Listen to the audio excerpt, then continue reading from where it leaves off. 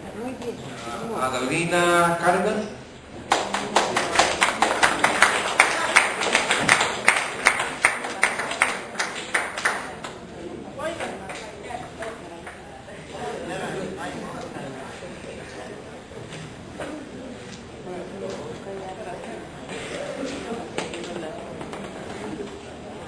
Ruben Najera.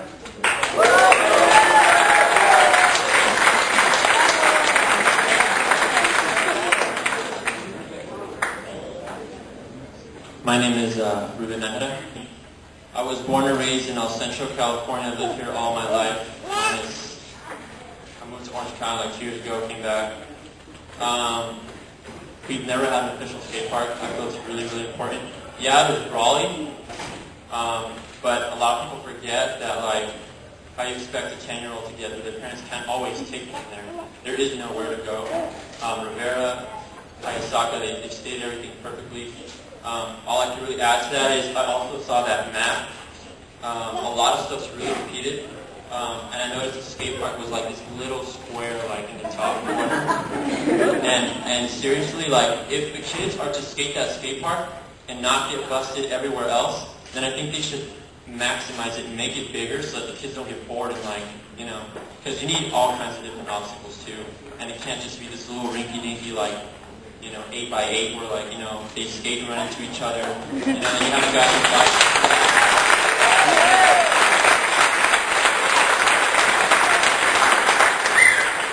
Skateboarding is really, really, really blowing up here in the Pro Valley. I run a skateboard company. It's called Struggle Skateboards. It's getting sold throughout the United States now. It started here in Centro, in Pro Valley. It's in magazines now. We got videos, everything. Pro skateboarders. Within the next year, I'm getting some friends coming down here. It would be really, really, really cool if we had a skate park for everybody, for everything. I guarantee you will even have people from Raleigh coming over here, Calexico coming over here, Heber, Westmoreland, Holtville, every city. They will come here and skate that park, those skaters. And locals here won't have to barge or try to get a ride somewhere or destroy other property like they say, I just really feel it's really, really important. And maybe like in that $40, $60 million map thing they had, maybe like the pool was cool, because I can't really think of other pools. But like I don't really see how 6 baseball fields and like 4 more tennis courts are necessary when I can just go to Stockton.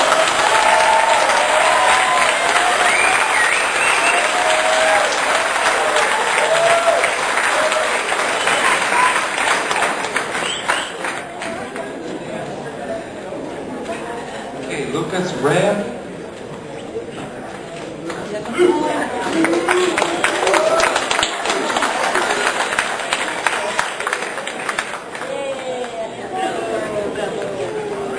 My name is Lucas Ray. I live here in Centro. I lived here for 24 years. I moved here when I was 4 years old. I'm the same way with like Louis.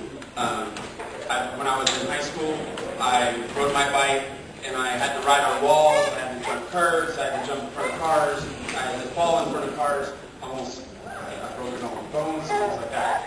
And if I've gone to other communities like San Francisco, Corona, San Diego. I've traveled every weekend for 3 years when I was riding bicycles to San Diego. It gave them my money when I could have kept it here in the community. The thing is I ride my bike a little bit now. I used to ride it every single day for 15 years. That's the same as like most of these kids on the skateboards. You can hear them all outside. The bikes don't make as much noise for kind of quiet. But I just want you guys to know that we're here and they're not going. When I was 15 years old, there was 4 bike riders in the whole entire community. Louis News. Right here, we all knew where everything was at. We had to go all the way to California. There was a pool out there that was filled with dirt, and that was the only thing we had. And we drove, 30 miles just to get out there. And it was a broken down pool, and we made everything out of it. And if you guys were to give all these kids, they would stay, I guarantee you, they would stay off of the railroad tracks right there behind 4th Street where it's really dangerous. At nighttime, there's gang members running down the streets. I have a shop in that area, so it's, you see all the vandalism, and those kids don't have a place. when there's a community like Raleigh, you got all these kids. I drive to Raleigh to ride the bike. I ride there. I take kids with skateboards, all of that stuff. And we have a place until at least 10 o'clock at night. There's kids from 2 o'clock in the afternoon all the way to 10. Their hearts are in it, and that's where all these kids are. Their hearts are there. It doesn't matter what everyone thinks. It's right here. It's not football. It's not baseball. It's none of that. It's an alternative sport, and that's what it is. Baseball is fun, but skateboards, bicycles, rollerblades, and all of that, it's all fun. And there's a rollerblader in the back. I see one. I know. No, it's cool. But I just want you guys to be think about it. All right? No, think about us, and that's where we're at. We're not going anywhere. And if there's not a place to ride, we're just gonna get tickets, and we're gonna spend all of our money, and we're gonna want to leave. I want to live here. This is the place where I'm gonna live.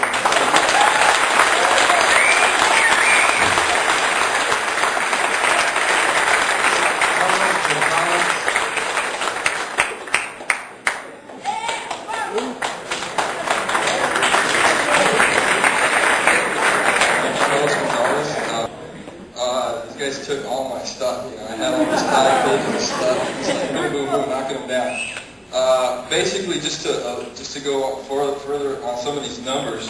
I mean, if you extrapolate from the national averages, 1 out of every 7 kids is a skateboarder, and 1 out of 8 kids is a youth baseball. And we have so many parks. I counted 8 in El Centro. Baseball parks dedicated to that, and we have nothing for skateboarding.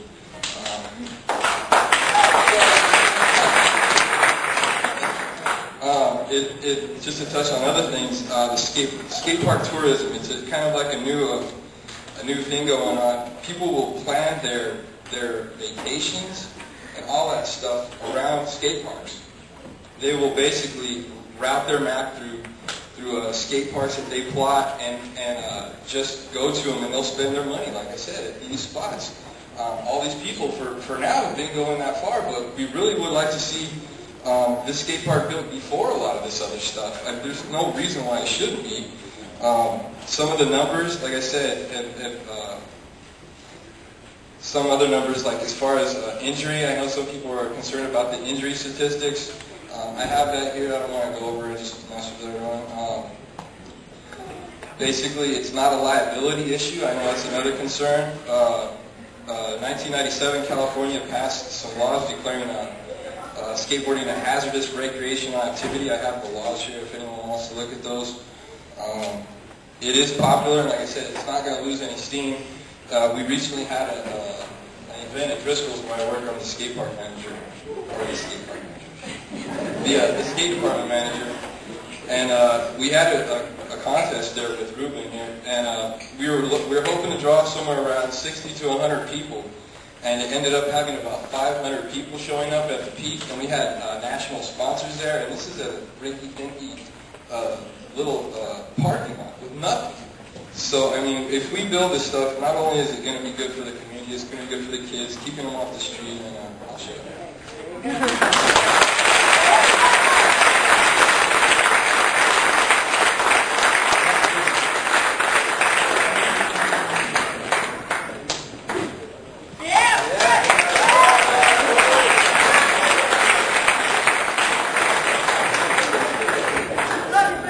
Hello, my name is Brett Driscoll. I've been participating and involved with skateboards for 30 years.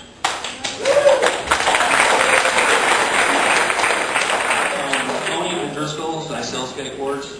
I see the kids that come in. I see what they need. Most of them don't have very much money. Most of our kids are very poor. So they don't have the means to go out of town. So we definitely need that. I'm actually pushing for actually 2 skate parks.